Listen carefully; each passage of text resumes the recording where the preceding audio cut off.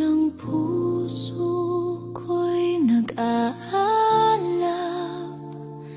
sa presensya mo, ako'y buhay. Ngunit sa paglipas ng panahon, ang apoy ko'y tila ng hina.